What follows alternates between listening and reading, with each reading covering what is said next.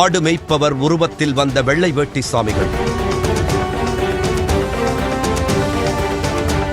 172 ஆண்டுகளுக்கு பின்னர் வெளிப்பட்ட ரகசியங்கள்.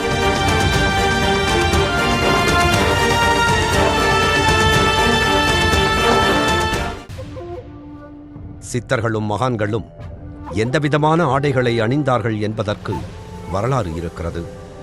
கணக்கம்பட்டி மூட்டை சாமிகள் எப்போதும் பச்சை ஆடையை உடுத்தியிருப்பார்.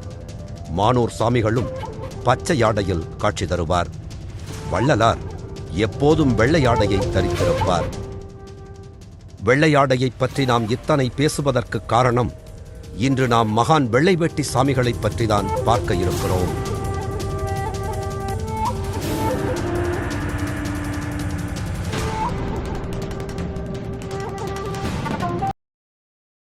சிவகங்கை மாவட்டம் காரைக்குடி அருகே திருச்சி ராமேஸ்வரம் செல்லும் பாதையில் மகான் வெள்ளைவேட்டி சாமிகளின் ஜீவசமாதி இருப்பதாக நம்மிடம் சொல்லியிருந்தார்கள். ஆனால் அங்கு சென்றபோது ஜீவசமாதியின் அடையாள போர்டானது நம்மை இன்னும் கொஞ்சம் உள்ளே செல்ல வேண்டும் என்பதை உணர்த்தியது. தார் சாலையில் இருந்து இறங்கி மண் சாலையில் 1/2 கிலோமீட்டர் தூரம் பயணித்த பிறகே வெள்ளைவேட்டி சாமிகளின் இருப்பிடத்தை வந்தடைந்தோம். பெரிய தோட்டத்திற்குள் இருப்பது போன்ற உணர்வு ஏற்படுகிறது. அதன் நடுவே கற்கட்டிடத்தில் மௌனமாய் விற்றிருந்தார் வெள்ளைவேட்டி சாமிகள்.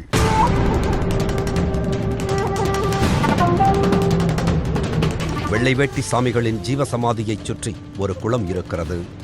பிரம்மாண்ட ஆலமரமும் அச்சுறுத்தும் அம்மன் ஆலயம் ஒன்றும் இருக்கிறது.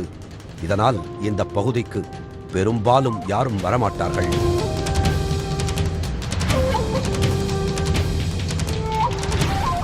கோவிலில் ஏதேனும் சிறப்பு பூஜை என்றால் மட்டுமே மக்கள் இங்கு வருவார்கள்.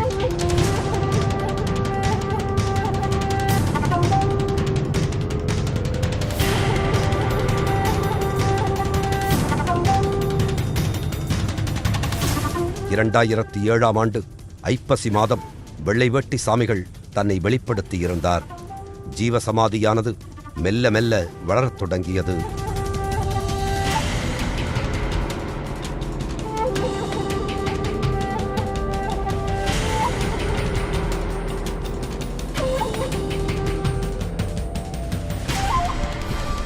வெள்ளைவேட்டி சாமிகள் 1835 ஆண்டு பிறந்திருக்கலாம் என்றும் அவரது சொந்த ஊர் சங்குபுரம் என்றும் சாமிகளுக்கு சச்சிதானந்த குரு என்ற சீடர் இருந்ததை சில நிலப்பத்திரங்கள் வாயிலாக அறிய முடிந்திருக்கிறது. வெள்ளைவேட்டி சாமிகளின் உண்மையான பெயர் யாருக்கும் தெரியவில்லை. அவர் கோவில்களுக்கு பூ கட்டி கொடுக்கும் வேலையை செய்து வந்தார். அதோடு உண்மையான துறவி போல வெண்ணிற ஆடைகளை அவர் விரும்பி அணிந்ததால் வெள்ளைவேட்டி சாமிகள் என அழைக்கப்பட்டார்.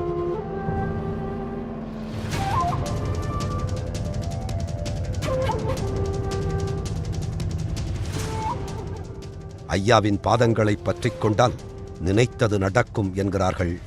அதனால் ஏராளமான மக்கள் ஐயாவை வணங்கிச் செல்கிறார்கள். சமீப காலமாக காரைக்குடிக்கு படப்பிடிப்புக்காக வரும் சினிமா நட்சத்திரங்கள் தவறாமல் வரும் இடமாக வெள்ளைவேட்டி சாமிகளின் ஜீவசமாதி மாறிவிட்டது. சித்தர்களையும் மகான்களையும் வழிபட்டு வரும் நடிகர் யோகி பாபு இங்கேயும் வந்து சென்றிருக்கிறார். ஆலயத்திற்கு வருபவர்கள் ஏதாவது கருத்துக்களை முன்வைத்தால் அதன்படி பூஜைகளை மேற்கொள்வார்கள். மந்திரங்களுக்கு இங்கே வேலையில்லாமல் போனது. பரிகாரங்களுக்கும் இங்கே இடமில்லையாம். ஐயாவை நினைத்து வழிபடுவது மட்டுமே இங்கே அனுமதிக்கப்படுகிறது. வேண்டுதலுடன் வருபவர்களுக்கு இங்கே தண்ணீர்தான் பிரசாதமாக வழங்கப்பட்டு வருகிறது. முன்னதாக இங்கே வருபவர்களுக்கு பிரசாதமாக தண்ணீரை வழங்குமாறு வெள்ளைவேட்டி சாமிகள் உணர்த்தினார் என்கிறார்கள். ஞாயிற்றுக்கிழமை, அமாவாசை, பௌர்ணமி தினங்களில் வெள்ளைவேட்டி சாமிகளுக்கு சிறப்பு பூஜைகளும் அன்னதானமும் நடைபெறுகிறது.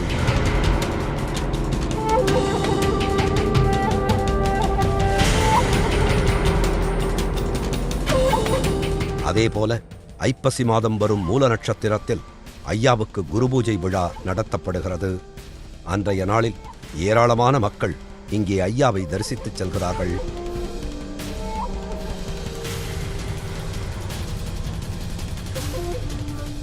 வாருங்கள், நாமும் ஒருமுறை வெள்ளைவேட்டி சாமிகளின் இருப்பை உணர்ந்து வருவோம்.